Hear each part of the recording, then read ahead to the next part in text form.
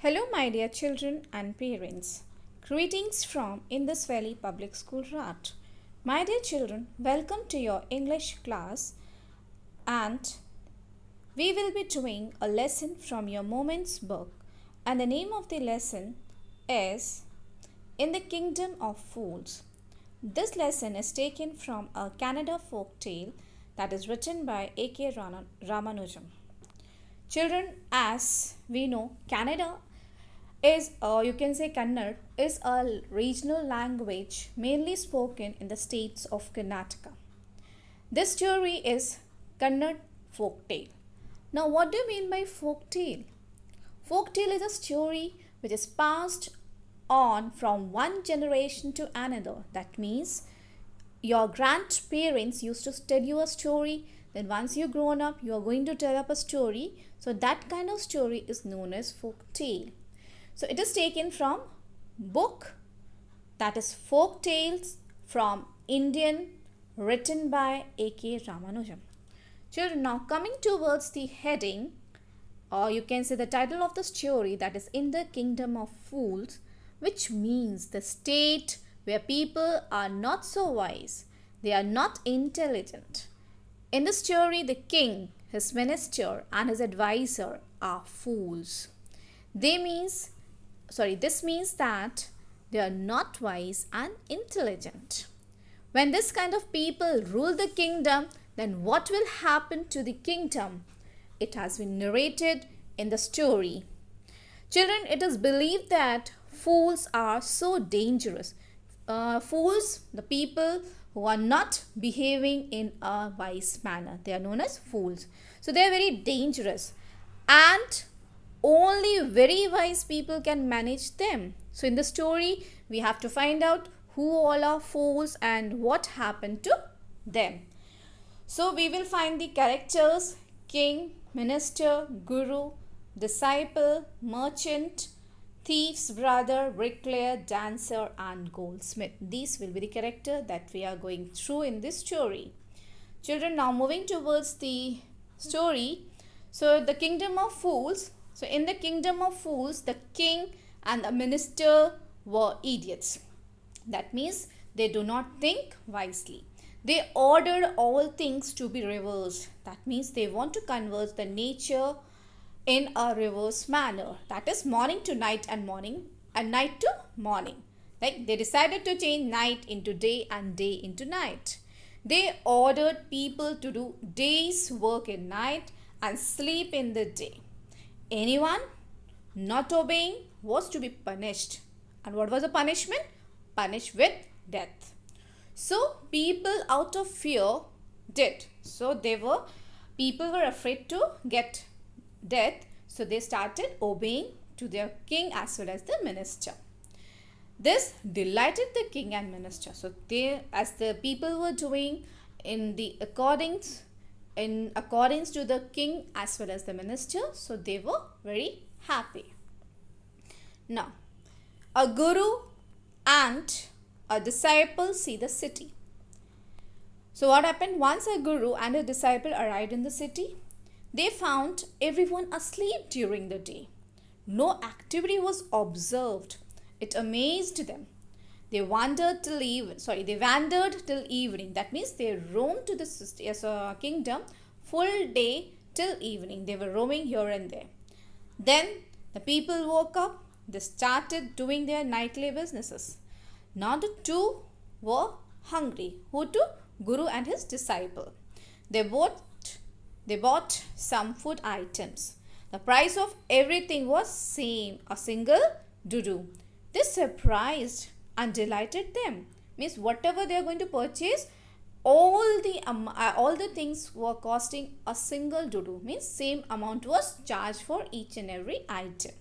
The guru realized that it was really a kingdom of fools. So guru already understood what kind of people, what kind of king, minister is in this kingdom. Now guru leaves the city, but disciple remains behind. So guru understood what kind of people are there. So he decided to leave this place. So Guru decided to leave the city of fools He asked his disciple also to leave the place, but disciple did not want to do so for cheap food. So why disciple did not want to go? Because he was having very cheap availability of the food. Means cost of the food was very low. Guru advised the disciple that nothing could be predicted of fools. But the disciple didn't care. He remained behind. Time passed on. The disciple ate to his fill. As a result, he became very fat. A thief. Now the story comes. Now a trap, a story, a behavior of the fools will appear here. A thief break into a rich merchant's house. One day a thief broke into a rich merchant's house. He was taking out the stolen things.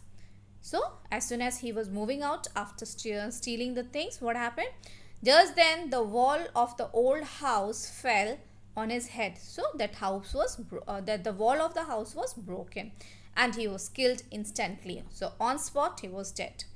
The brother of the thief complained to the king about his death. So his thief's brother, he went to the king and he complained that his brother was dead because of this wall. He blamed the owner of the house for his brother's death. So this was the blame given by a thief's brother. The owner is summoned. So now king called the owner. The king heard the accused, means he heard the blaming part. He accused him. He means king accused the owner of killing the thief. But the owner said that he was innocent. Now owner is saying on his behalf that he is innocent. He said, means owner saying that the person who built the wall was responsible. He didn't make the wall good.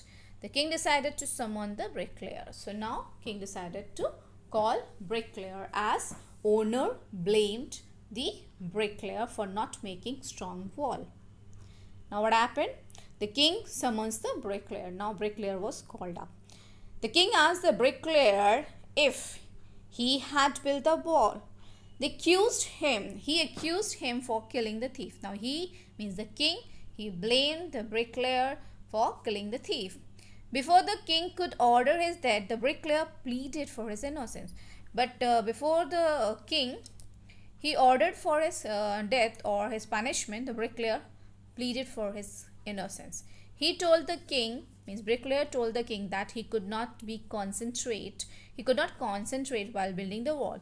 He is telling his that he was not able to, he was distracted. Where he was distracted? He was distracted towards a dancing girl who was moving up and down in the street. So according to bricklayer, she was responsible for it. Now the dancing girl is summoned. She is called up. The king charged the dancing girl of killing the thief. Now king is blaming the dancing girl for killing the thief. The dancing girl said that the goldsmith was responsible for it.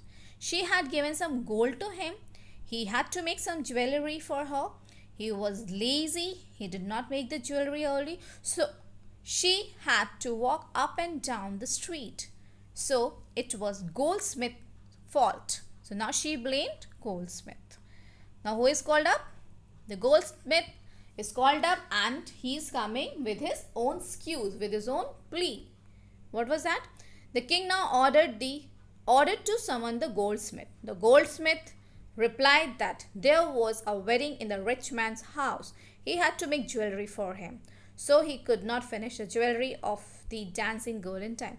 So he already came with his preparation, and he blamed that the rich merchant's house, there was a wedding and he was preparing jewelry for that wedding. So he was unable to make the jewelry of dancing girl in time, and she had to come several times to his shop. So now what happened? The rich man is summoned before the king. Now again the rich man is called in front of the king. The king declared the rich man to be punished. So now what king thought? King thought that rich man, the rich man to be punished.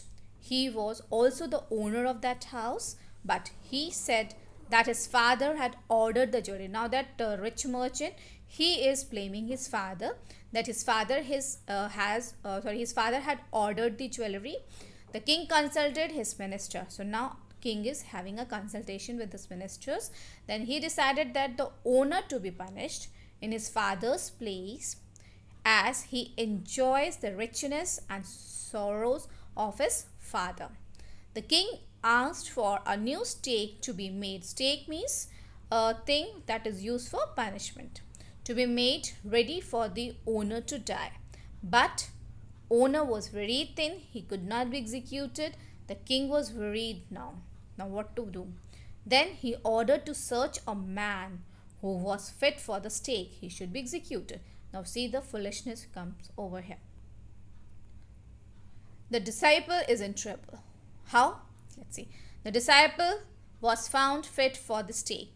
So he was fat, as the stake thing was very big, so he was fit for it. He was brought to the place for execution.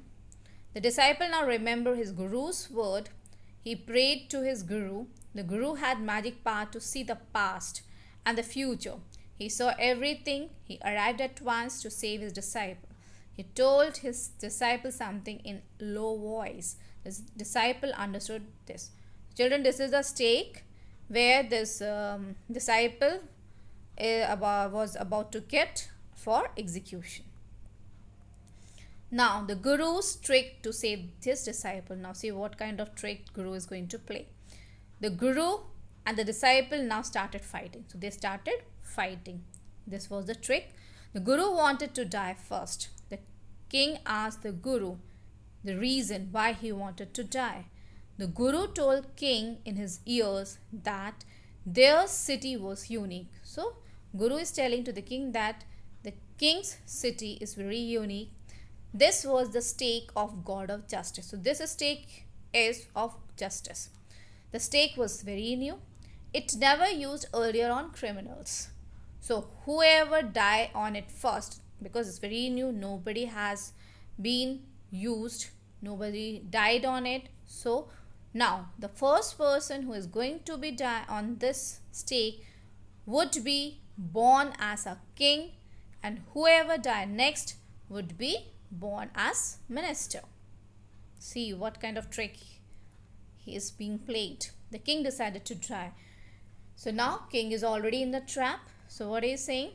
The king thought over whole case. He did not want to lose the kingdom even in his next birth also. So he talked to his minister. The king said that they would go on stake themselves. Thus they would be reborn as king and minister again. The king and minister went secretly to the prison. They released the guru and disciple. They put themselves in their place. So they were taken to the stake and executed. They were in the trap. So king and this minister, they were already trapped. The guru and disciple become the king and the minister. How? Let's see. The dead bodies of the king and minister were taken down. The people mourned their death. So as their bodies were taken out of that stake, so people realized that the body is of their king and the minister. So they were very sad, and they were sad on their death. So now they discussed the future of the kingdom. So now people were worried about the kingdom because there was no king, there was no minister. Now how it is going to run? They discussed the future of the kingdom. Suddenly some people thought of guru and the disciple. So among them, when people were discussing about the future, they remembered about guru and disciple. They were secretly leaving the city. So now guru and disciple, they did not want to be in this city. So they were silently, without knowing of any person, leaving the city. Now what happened? People saw them. They requested them to be their new king and the minister. But they put one condition. So now people requested them to become the king and minister. But the, you can say king, but the priest or guru, he put one condition. What was that condition? It was to change all the old laws. I mean, whatever the laws were created by their king and minister, it should be changed. So they changed the laws. Once again, city changed like the other city. So it was changed and it is behaving like a normal city. So this is what the story. Now the conclusion is there. This story exemplifies that we should stay away from foolish people. Otherwise, we may end up suffering or may fall into trouble for such people. Now, beside, foolish people need to be dealt with wisdom rather than logic. So, my dear children, hope you have understood the story. Okay. So, now use your wisdom in order to deal any kind of such foolish people. So, thank you for watching the video.